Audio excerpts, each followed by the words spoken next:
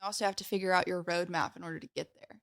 Because it's like you can't just say, like, I'm going to do this, but it's like, okay, that's great, but you have to know how you're going to do it. Like, what are your steps that you're going to take? Like you're saying, day in and day out for the weeks ahead of that year. What are you going to do in order to hit that goal that you have for the year? Or what are you going to do to meet that 10-year goal? Where do you need to be in 5 years to be on track for the 10-year?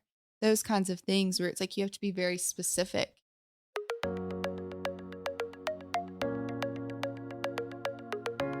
Welcome to a Wiser Retirement Podcast, where we believe the best financial advice should always be conflict-free. I'm your host, Casey Smith. Guiding you to financial freedom today are my co-hosts, Missy Beach, the world's best financial planner, and Michaela Dowdy. I don't have a nickname for you, Michaela. Superstar. I call you Superstar all the time. Superstar Michaela Dowdy. And today we're going to be talking about how to prioritize financial goals. I love goal setting and achieving goals. I'm really bad at celebrating them, but I do like slaying goals that we set. We like cake here. We do. We love to eat cake. That's true. They call it the Wiser 15. So It's when you get hired here and realize that all the little celebrations we like to do for people. Needs like a disclaimer in the job contract. offer. No, I'm not telling anybody that. Who wants to add 15 pounds? Nobody. But you eat well and celebrate fabulously. Yes, that is true. That is very true. All right, let's hop right into this. So, I have a book that if you're a business owner, you should be reading this. It's The 4 Disciplines of Execution. Sean Covey is the leading writer on this. We'll put a link to this in our show notes, but it was really changing. It really changed our mindset here at Wiser many, many years ago when I first read it. The book's been around for a while. But when you're setting goals, I don't want to steal your thunder, Michaela, because I knew you did a lot of research on this, but when you're setting goals, you have to dream. You have to be thinking, man, what do I want in the future? And I think that to achieve a goal is never easy. If it was easy to be successful, everyone would be successful. It takes sacrifice. You sacrifice friendships, relationships. You sacrifice a lot of things in order to go after what it is that you want.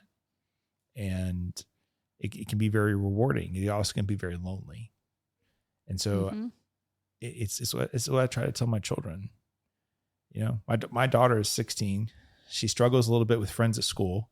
She's doing really well in the horse world, but this girl has goals. She has set goals. She's after those goals every day. She doesn't tolerate the high school drama and all the backstabbing of high school girls and et cetera, et cetera. She can run faster than the boys. So they don't want to hang out with her because she makes them look bad, So you just have to understand that most of the world is not on a mission. And this podcast it says financial success, right, is intentional, right? That's a whole theme. Absolutely. And so you have to understand that you're not going to operate the same way that other people do. That people are looking at you like you're a little weird. It's because, not that you are, but it's because you're different. You're just using your limited resource of time more wisely. Yes. And that's the key to it all. Yeah. Because you see an end goal where everyone else is like, I don't know what I want to do. I don't know. Yeah. Or they get a job and they go in at 9, they leave at 5, and they don't really care about promotions or anything like that. They're just living day to day. Treading water. That's how I think 95% of the world's going to work. So if you're going to be setting goals and going after things, you're going to be different. And you got to understand that being different is okay. Yes. That's how you get ahead. Having the vision mindset for sure. So let's talk about the mindset of goal setting, Michaela. Yes. So first thing, really going into the 4 disciplines of execution, like you were just talking about, is focusing on the wildly important. Because really it is something that if you're being so bogged down by a million different things, I've actually heard people that they'll start their day by writing down basically a word vomit of everything that's in their head for the day. of like, these are all the things I need to get done. I need to do the laundry. I need to go buy Walgreens. I need to go to work and meet with all these people. And I need to make sure this goal's done, da, da, da. And it's like, they word it all out and they're like, okay, but what's important? Like, what do I actually need to get done today? Because all of that's really overwhelming to the point you're not going to be able to get it done. Because it's like your brain is so like, I got to get this, this, this, this, this. So it's like once you finally prioritize those, then you can really sit down and be like, okay, my top 3 priorities of the day are, you know, I need to meet with these clients. I need to work towards making sure we're meeting this goal in this way. And I need to go buy Walgreens, you know, like to get my life-saving medication. Literally. And it's like, once you put it into those 3, like your top 3 of the day, then it's like anything else you touch is just icing on the cake. Because it's like you got your top 3 done. I like that. And so it's focusing on those wildly important tasks, even if it is just the day to day, because really it is taking those steps day by day to get to the big goal. So it's really doing that. And yeah, because the more you do try and accomplish during the day is really just going to bog you down overall if it's not all towards the holistic goal. But that's nice because it lets you release all that from your brain and anxiety and get it all on paper, on your computer, and just release it and then give you the ability to assess what's important. So Definitely. That book really focuses also on setting lagging and leading indicators. And that's something that we do here. For example, you know, we want to grow our client base. We grow about a little over 20% every year. We've been doing this for 7 years now. And you also don't want to lose the people that have been with you for such a long time. And so one of the things we'll do is say, we need to have met with at least 85% of our client base over the last year to update their financial plans.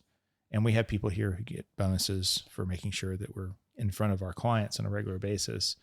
And because what happens is, you know, you work really hard on a plan, you're really engaged with that client for 3 years, they'll say. And then everyone gets comfortable because they're like, oh, well, we've done everything in this plan. We're kind of on cruise control at this point. But you still need to be checking in to make sure that indeed that's the case. So if we want our goal, so our lagging indicators, we've met with 85% of our people over the last 12 months. But a leading indicator is we know we have to meet with 6 people a week in order to hit this 85%. So we have to make sure that do we have 6 appointments in the next week so we hit our 85%. So if you're a business owner, that's a really important mindset to have is you can look in the past, but what can you do to change the future? It's just like meeting with clients. You know, if you are prospects, you can meet with a lot of prospects for your business, but if they're not the right prospects, then you're not going to really get the traction that you need. So you have to have leading and lagging indicators centered around finding the right prospects for your business. And then you have to look at these every week. You have to measure every single week. You can't do goal setting and then say, okay, I set all my goals, and then you walk away from it and don't return to it. And you have to improvise. You have to say, okay, I've set these goals. So in my daughter's case, she set all these goals for 2024, but one of the horses has a mild but annoying foot injury. He's out. He could be out for a year. Wow. So if that's the case, then horse number 2 has to be progressed faster. So, you know, she ran a down to Ocala a few weeks ago, and the horse was just tired the 3rd day because he's young and he's, you know, he wasn't supposed to be here. Right? He should have been doing something a little bit less. He was the understudy. Right. Exactly. But you had to improvise your goals occasionally going, okay, well, this has happened out of my control, but I'm going to pivot. And this is now kind of the reset goal of how I can salvage my next 12 months. So it's the same way in business and our personal lives. You know, there's things that happen that get in the way. And another thing too is you have to continue to break. You have to have good long-term goals, which is why I love about the mind setting. What's wildly important? Where do I want to be? But then you have to break it down. For me, and this is a good book. It's integrated into the EOS system of business books. It's called Traction. So in Traction, first of all, I would have written a book by now if I known if I could just reference all the other business books that I've Yeah, read. That's just exactly compile all the that's others. exactly what Traction is. It's like this, he just references a bunch of business books. Like, geez, I could have written this book. But he did it in a great way. So the idea is that you have a 10-year vision, which is your wildly important goal, but then you set a 3-year goal, and then you set a 1-year goal, and then you have weekly goals of the rocks you have to move to get to the 1-year goal. Mm-hmm. Right. So for us here at Wiser, we know what our shortcomings are and where they are technology wise. And once again, we have to implement this, so for the last week, our Mac computers are now back into this hub that we can make sure our computers are updated and virus is updated. And we're doing all these things that we need to protect our computers. Right. And that was a rock for me to move for that week in order to get there. So that kind of transitions us into how do you set a goal? You say, I want to be wealthy one day. Is that how you set a goal? No. You really need to be specific in how you want to measure these goals. I want to win the Olympics. That's what I want to do. Really? That's what you're going to do? Well, that's what some people in my household say. That's true. But but you can't, it's a dream, I guess. It'd be cool to do that. Well, it's like a starting point. Yeah. And then you have to refine. Yes, it's your dream, but then you also have to figure out your roadmap in order to get there. Because it's like you can't just say like, I'm going to do this, but it's like, okay, that's great, but you have to know how you're going to do it. Like, what are your steps that you're going to take? Like you're saying, day in and day out for the weeks ahead of that year. What are you going to do in order to hit that goal that you have for the year? Or what are you going to do to meet that 10-year goal? Where do you need to be in 5 years to be on track for the 10-year? Those kinds of things where it's like you have to be very specific in those and make them to where they are. Like, I mean, I always love the SMART goal concept. I've used that a lot. You have to be smart about it. You have to be smart. Exactly. Mm-hmm. You have to be smart about it because you can't just say, I'm going to set this goal and think it'll just come true because you put it out into the world. I know we're all about manifesting in my generation, but that's not necessarily a thing.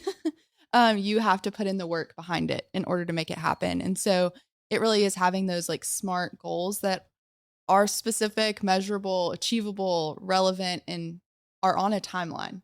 And so it's great acronym. Yes.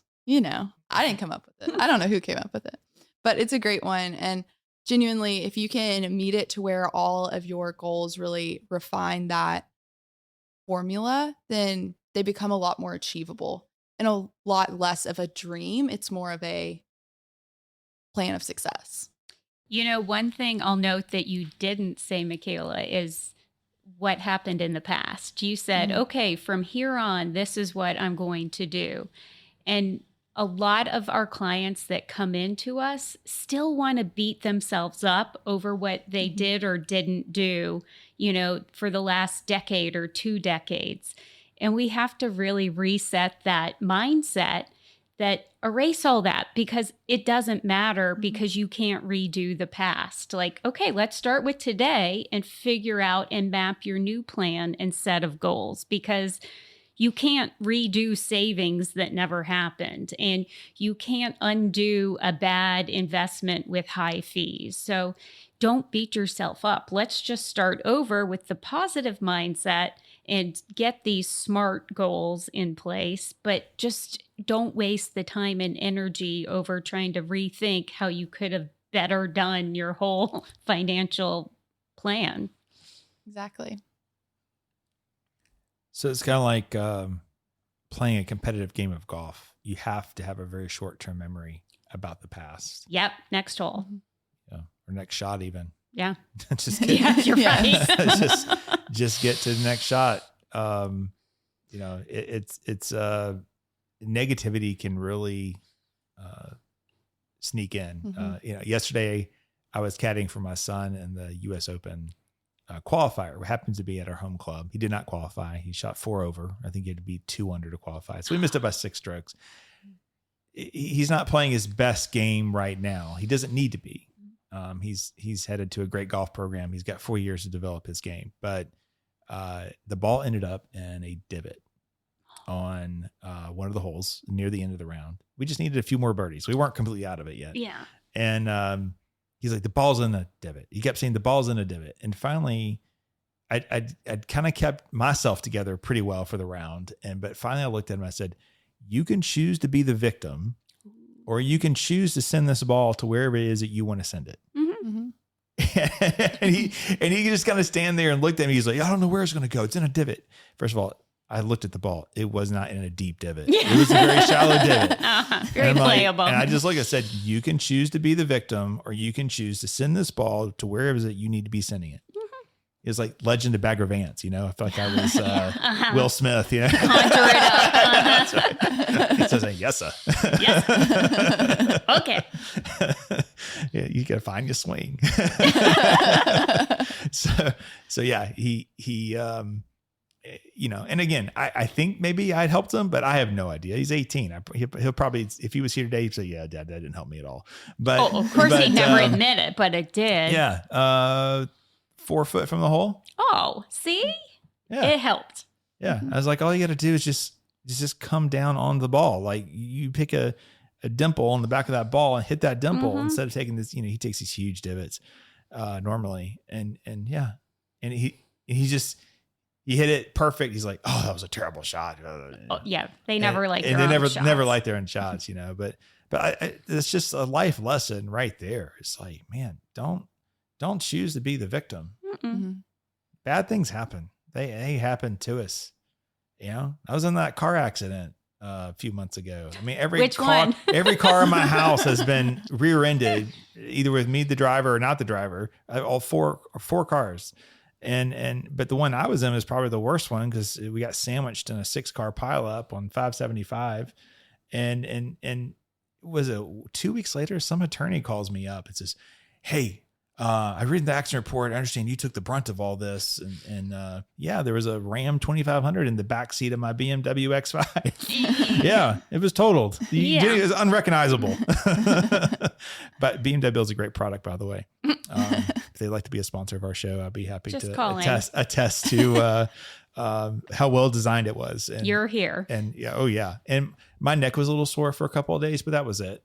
No big deal, right? But this attorney, to most people, but to that attorney, he called me. Oh no, you could get bodily damage. I could get you all this kind of money, and I just finally said, "Look, sir, I'm going to be fine." I said, I think everyone else was okay. Everyone else was a much bigger car than what I was driving. Yeah. But I choose not to be the victim. It was just like completely silent. What? He had never heard that retort. Never heard someone say, did choose not to be the victim. So yeah, anyway, so it's just really important that you, it's not about where you've been, it's about where you're going. And that's the same thing. It's like after we turned the front 9, he was one over, he's one under at one point during the front 9. And he was just really disgusted and with his play. And I said, I just kept pointing up the 10th fairway going, it's all right here, man. Mm-hmm. Like it's number 10. You got 9 more to go. And so it's something that he'll learn over time. But even as adults, there's a lot of adults that just say, oh, just bad things happen to me. It's what happens to me. And they just accept that. And you've got to get out of that mindset. Yeah. Just don't be a negative person. Prioritizing goals. Yeah, you can't do everything all at once. I mean, right. People think when they get here, like, oh, we have to fix everything now. Yep. But there's just no way to do that. We have to do it in stages. From a planning perspective, I never give anyone more than what I think they can realistically execute. Mm-hmm. Exactly. And we've had plans before where I've said, this retirement plan is not going to work. It probably won't work for a couple more years. So I need you to go focus on doing X, Y, Z. And then we're going to come back and we're going to revisit this. And then it'll probably be working fine by then. Right. Yeah. And mostly that goes for business owners who are doing startups. Mm-hmm. I'm going to show you a plan because your company's worth nothing. Right? I know. You have this idea and you're starting it. So let's just go focus on that idea and don't think about, oh my gosh, if I screwed this up, I'm going to screw up my retirement. The reality is that you can be gainfully employed somewhere else making, $300,000-$400,000 a year. So therefore we're not going to worry about this. We're going after the lottery ticket at this point. Yep. So, And there's That's just one example. Yeah, other extreme examples where if a client is in a lot of debt, Yep. sometimes we have to turn off retirement savings temporarily, Yes. which just sounds wacky. And why would you Mhm. stop saving for the future? And they hate to hear that because they think like you're turning off their ability to have a great retirement. Right.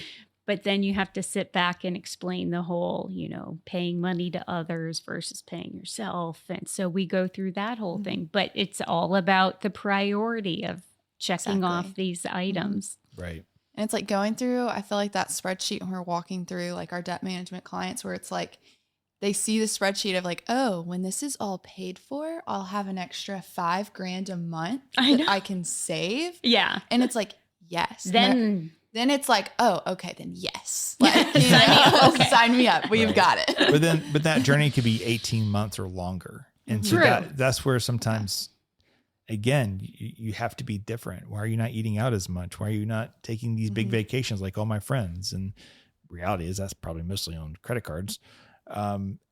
So you have to understand that you're going to be different. Dave Ramsey has a saying, live like no one else today so you can live like no one else tomorrow. I think that's very true for younger people today. You have to live like no one else today so you can live like no one else tomorrow. Yes. Because I feel like there is a lot of like this pressure for a lot of people that are in their 20s and their 30s to be going on all these extravagant vacations. And there is like something to be said about enjoying time with your friends and your family and going somewhere that's nice. Do not deprive yourself of that. But also, it's like trying to compete with the Joneses on going to Europe every year when you work on a salary that's 5 figures is just not, unless you are doing some good travel budgeting and you are really setting aside money every month to make that goal work, you're going to be kind of living outside of your means normally in that process. And so it's really just learning to say, that'll be something I can do later, but right now I need to focus on this. But then it's doing the later is tough because I think a lot of, people are like, well, I need to do it now because I'm not guaranteed later.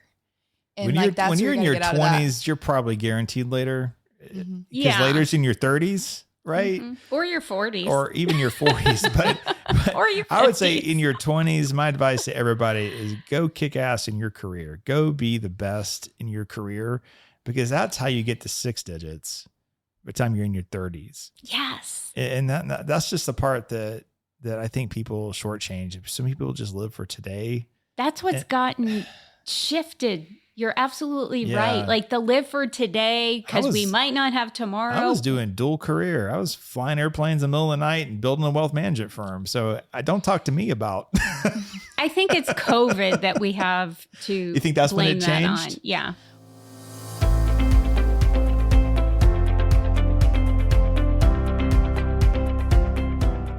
Are you curious why annuities keep coming up as a potential investment option?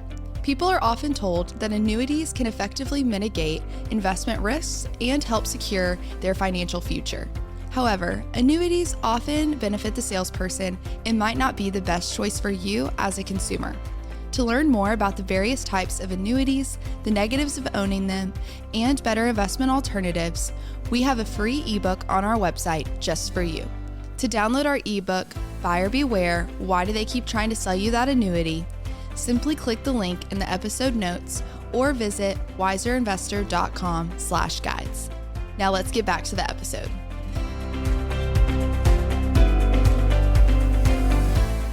So prioritize setting the goals. So there's a book, it's on Dave Ramsey's reading list. It's kind of a silly book, but it's called Rhinoceros Like Success. I have this small picture above the door of my office of a rhinoceros. No one ever really asked me why I have that actually.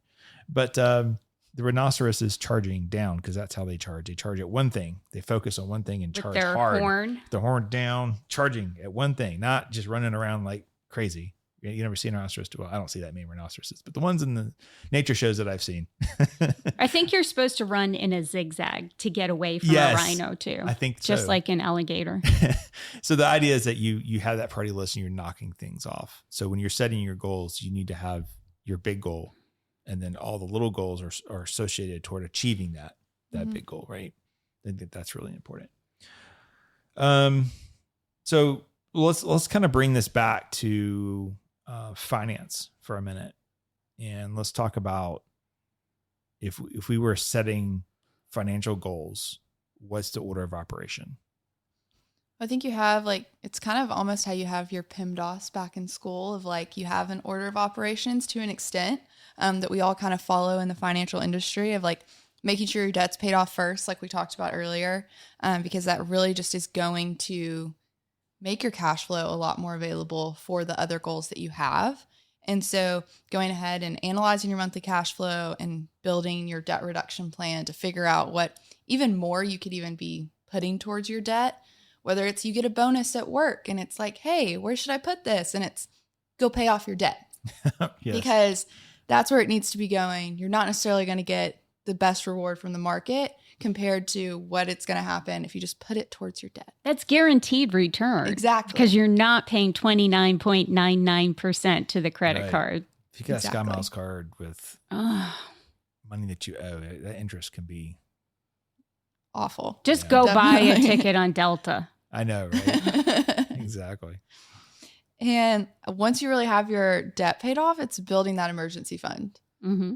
and making sure that you don't have to go to the credit card again when you have a really big expense. Instead, it's, oh, we have an emergency fund set aside for this specifically. For, Yeah. the car broke down, we need to buy a tire. Those kinds of things. You're no longer having to put that on the credit card to then let it go over month after month until you can get it paid off. It's, okay, we already have this set aside. And that's really going to help. And then really, if it's something where you're not going to need it really soon, or you will need it soon, but are able to have a day or two lag, then having that in a high yield savings account, especially in one of the online banks, is huge because you will still be getting that return on your money Mhm. compared to if you just had it sitting in the bank. But once you have that, that's when you get to start saving for retirement, which is where all of our clients are really focused on and wanting to begin to build those contributions up and focusing on contributing to your 401ks, your 403bs, brokerage accounts, all of that in order to really meet that goal. And even, for sure meeting your employer match. But like Missy was saying earlier, sometimes you do have to step away from retirement savings in order to achieve the other top two to make sure that you're holistically financially moving forward Yep. and moving towards success. Then after that, you would do college savings. If you, we get to develop a college saving strategy. Some people have none because that's their intention. Some people are going to fund a little bit. Some people want to fund all of it. So it depends on how important that is to you as a family. And then my favorite one, which I seem like we talk with clients the most, is opportunity money. You've already Mhm. checked the box for retirement. You're going to have a well-funded retirement. Then what do you do with the extra? And opportunity funds are just for that. An opportunity could be a second home you purchase, third home you purchase, could be travel money in retirement. It could be money that you just end up living on because savers tend to be savers. Hard for them to spend money. So it could be that you live on that opportunity fund for maybe the first 10 years of retirement and you convert IRA to Roth. Like right. that. So now we're Mhm. able to pass to the next generation Roth tax-free Roth money. So there's just a lot of things you can do with opportunity. That's why we don't like to say the house fund or whatever. We just call it the opportunity fund. And it's invested a little bit differently than maybe your retirement money, depending on how soon you think you'll find an opportunity. So I kind of see an acronym developing here, like PEMDAS in academics. I think we Right. have DERO, debt, emergency, retirement, and opportunity. We should trademark that. And then DERCO, if you add college in there, DERCO, if Yeah. we need college before opportunity. But There you it's go. just, you got to approach it in that order to make sure everything's secured. And the good thing is, if you're putting your retirement savings on hold to pay off debt, it makes you a little anxious because Most people, you are not saving for your future. So it makes clients really accelerate the debt payoff. So lights a fire. Yeah. Good point too. We just had a planning process finish up last night and I was like, hey, you should go ahead and pay off these two mortgages. And they're like, I don't know. I'm getting 5% on my savings account. It's only 3.2 on the mortgage. And Missy had a really good point in our planning session for that family that actually when you're taxed in the 37% tax bracket, You're not. that 5% is taxed at 37%. Yeah. And so your net is actually lower than the interest. You're better off Mhm. paying off the interest. Exactly. So the bottom line is that we coast into retirement. I think they had 4 years to go, but you coast into retirement debt free, if not so before then. And the importance of being debt free has so much to do with financial freedom, because maybe you need to take an early retirement for some reason. Maybe maybe there's a lot of turmoil either in your life financially or in just stuff, COVID, market crashes. And I just find that the people who are completely debt free just have a peace about them. Oh yeah, definitely. That really, it's not that they're untouchable. We're all touchable in some form or fashion, right? But just that they go through life a little more confidently when there's large market swings, because they like, well, the house is paid for. If I had to, I could drop my income down to my utilities, which they would never have to do that. But it's a good place to be from. And if you have low debt, it's probably zero chance of having zero debt in your 30s and 20s. But if you have low debt, meaning just your house, maybe even just an automobile, but you don't have the credit cards and the college loans and all those things. When it comes to changing jobs, you have more options because you can wait out longer for the better job, where other people just need a job because they got to pay those bills. Yeah. So that's the importance of having a good amount in savings and then having very little going out. So. All right. Bottom line is I get fired up about setting goals. So if you're trying to set goals and have questions, call me, email me. I'll give you a pep talk. We'll give you an acronym and a pep talk. There you go. We'll talk about how to get out of that divot and park that ball next to the hole. Don't be the victim. Bringing people into your goal setting. All right. Good chat. Thank you, ladies. Thank you for listening to today's podcast. If you're interested in learning more about Wiser Wealth Management or want to schedule a consultation, meet with one of our fiduciary financial advisors like Missy, who's the world's best financial planner. You can do so by going to wiserinvestor.com or click on the episode notes. Hey, don't forget we have a YouTube channel called A Wiser Retirement. You can watch a video. We link to it here. What is flat fee financial planning? That might be something that you're interested in. Also, podcast episodes, episode 200, setting and achieving financial goals in the new year. We did that earlier this year. We dove in a little more into goal setting, and we talk about opportunity funds in episode 185, where dreams become reality. Dum, dum, dum. Thanks for listening. We'll see you guys next week.